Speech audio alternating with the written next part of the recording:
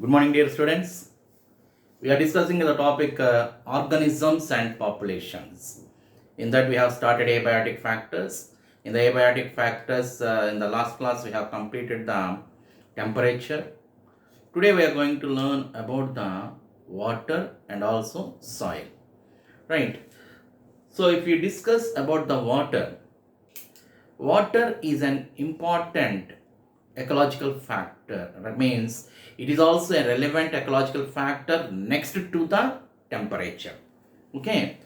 So, what are the properties of water? What is the importance of water? Let us discuss those points. Right. So, it is also relevant.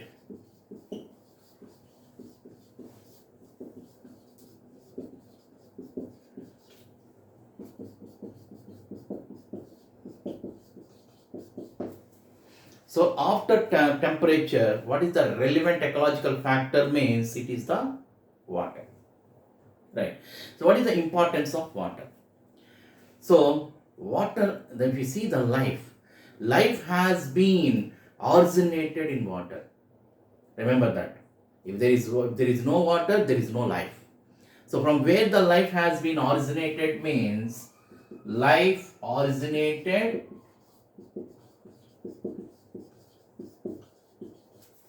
from water. So, which type of water means that is the sea water, that is the oceanic water. Remember that. Right? Then how can you say that life is originated from the sea water? Our life is originated from the oceans. Our life is originated from the water. Simple. Presence of sodium and chloride ions in bodies proves that life is originated in water.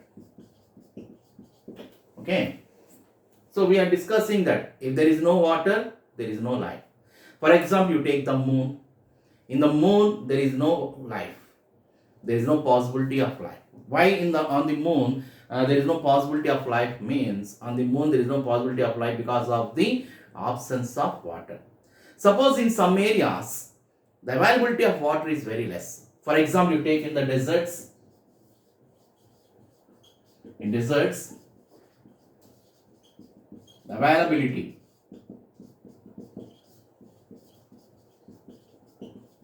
water is less. Okay. In the deserts, the availability of water is less. Then how the organisms are surviving in that desert means organisms in the deserts survive by making some special adaptations. So adaptations is a topic we'll discuss there. What are the adaptations made by the organisms living in the deserts? Okay, we'll discuss those adaptations there. Simple example, you can say how the plants prevent loss of water. Right? How the animals living in the deserts conserve water, because the availability of water in the deserts is very less.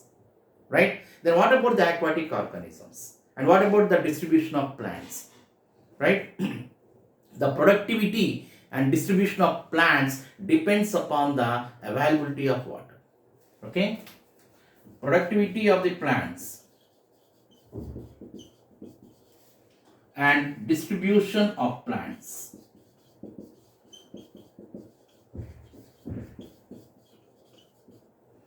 depends upon the availability of water. Right? Then what about the aquatic organisms living in the water? That means the aquatic organism, does the aquatic organisms face any problems with water means? Or the aquatic organisms are not having any problems with the water? No. The aquatic organisms depends upon what? Depends upon the quality of water. The life of aquatic organisms or the survival of aquatic organisms depends upon the quality of water. What is the quality of water means? Depends upon the chemical composition of water and also pH. Okay. So the aquatic organisms living in the water depends upon its chemical composition and also its pH. Then how do we calculate the salinity? So the salinity in the water is calculated, is measured by parts per thousands, PPT. So salinity is measured by PPT, parts per thousand. Now let us see the salinity of water in different regions. Right. Based on salinity, the water is classified into different parts, different names. And what is its salinity? Right. So first one, let us see inland waters. Inland waters is less than 5 ppt. Then oceanic waters, that means sea water, it is between 30 to 35 ppt. Then hypersaline lagoons, it is more than 100 ppt. Okay, that means inland water means it is fresh water. That means the water that is found in the rivers, streams, okay, freshwater ponds, freshwater lakes, like that. So the salinity in the fresh water should be less than 5 ppt. Then the salinity of oceanic waters will be around 30 to 35 ppt. And the salinity in the hypersaline lagoons will be more than 100 ppt. So this is an important point. Remember that. Important point for the NEET. So they'll be asking about the salinity of water. Then basing upon the tolerance of the salinity, again the organisms are classified into two types, are divided into two types, euryhaline and stenohaline animals. Let us see the first one, euryhaline. So what are euryhaline? Euryhaline organisms which can tolerate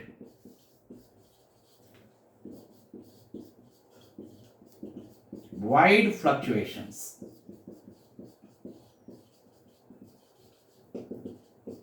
in the salinity of water. Right? The organisms which can tolerate wide fluctuations in the salinity of water are called as euryhaline. Right? What are the examples of euryhaline? Examples of euryhaline are organisms living in the estuaries, or estuarine organisms. What is an estuary? Let us take, so this is the river. Okay, the river is flowing, and this river opens into an estuary. Opens into an estuary. Okay, and the estuaries opens into sea. This is the sea. This is the estuarine. This is the river. Okay, so what is estuarine? Or estuary means the region where the river opens into sea. The region where river opens into sea is called as estuarine. Okay, the estuarine consists of both a mixture of fresh water and also marine water. Right? In estuarine, the salinity of water is not constant. The salinity of water decreases in the rainy season, and the salinity of water increases in the summer season.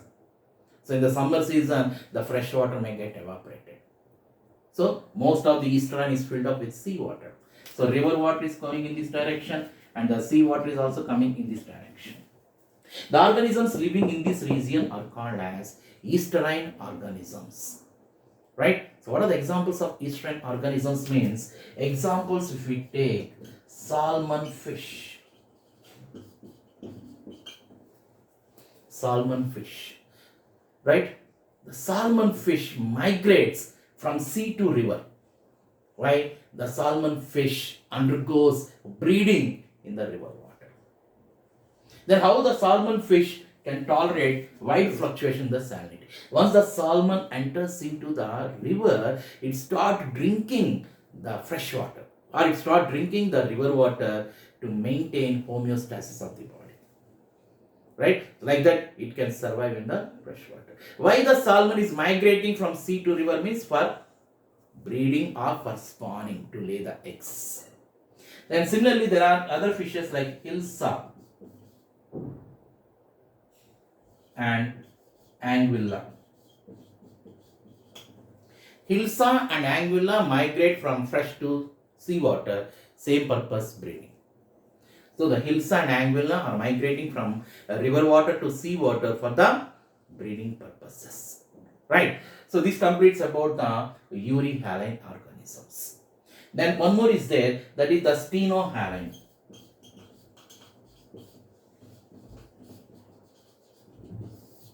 Same here, what I have given here, organisms which can tolerate wide fluctuations in the salinity of water are called as euryhaline. Then what is meant by stenohaline? Organisms which cannot tolerate wide fluctuations in the salinity of water. If the organisms are unable to tolerate wide fluctuations in the salinity of water, then we call them as stenohaline. Example, let us take examples as shark is a cartilaginous fish and Katla Katla. Katla Katla is a freshwater fish. The shark cannot survive in the river water. Why? In the river water, if the shark comes into the river water, exosmosis takes place and the organism will die. Right? And the Katla Katla cannot survive in the sea water. Same problem. Here also, when the Katla Katla was introduced into the marine water, there also exosmosis takes place. So why exosmosis occurs means due to maintain the homeostasis of the body. Right? So this is about the water. Right, here you have to remember the euryhaline organisms and stenohaline organisms examples. Okay, so these two are also important. So entire this part is very, very important for the knee part. Right, remember that. Right, we'll go for the next one. Okay, next one we are going to the topic called as soil. Study of soil.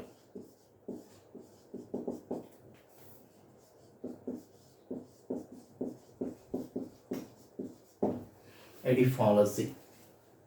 Study of soil is called as ediphology. If we have seen different types of soil in nature, right? We have seen black soil, we have seen red soil. Okay, so why the soil is different in different places? What is the reason for that? Right? We see the soil varies in different places. Okay, soil is varying in different places. Why the soil varies in different places means soil varies due to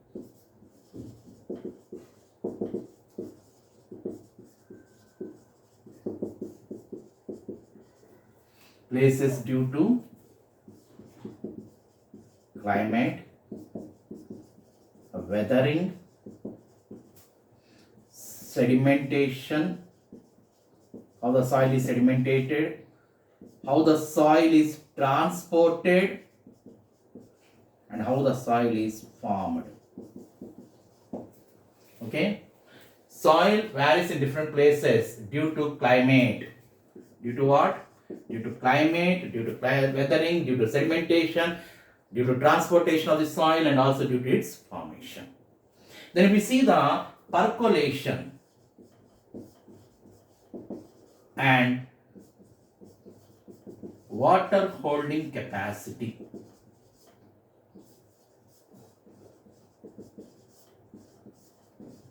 Of soil.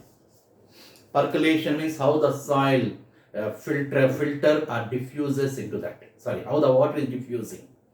So percolation and water holding capacity of soil depends upon grain size of the soil and soil aggregate.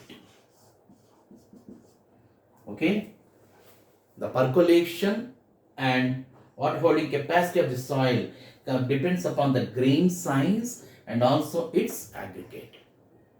Then what about the productivity of plants? Productivity of plants depends upon what? Let us see that one. Then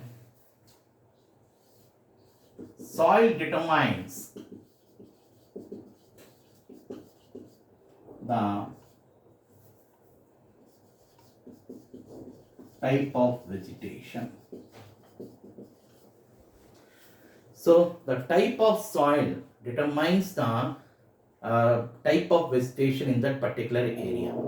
So what are the characters of the soil that determines the type of vegetation? Means the characters of the soil, we see the physical nature, pH of soil, and mineral composition. Okay, the physical nature of the soil, pH of the soil, mineral composition of the soil, chemical composition of the soil determines the type of vegetation, right? Then type of animal distribution also depends upon the type of vegetation. If the vegetation is more animal distribution will be there. If vegetation is less animal distribution will be there. Let us see that animals depends upon vegetation, type of vegetation. Type of vegetation depends upon type of soil. Okay? Animals distribution depends upon vegetation. Animals distribution depends upon type of vegetation. Type of vegetation depends upon the type of soil. Some plants can grow in red soil. Some plants can grow in black soil only. So the soil, the physical nature of the soil, the chemical nature of the soil determines the type of vegetation. But there are some organisms which can live at the bottom of the sea. The organisms which are living on the bottom of the sea are called as benthic forms. Organisms which are living on the bottom of the sea are called as benthic forms. Benthic forms depends upon the type of sedimentation. Okay, remember that one. The benthic forms are depending upon the type of vegetation, type of sedimentation formed at the bottom of the sea. Right? So these are the characteristics of the soil. So this completes about the soil. We have in the next class, we'll go for the light. Okay? Have a nice day. Thank you.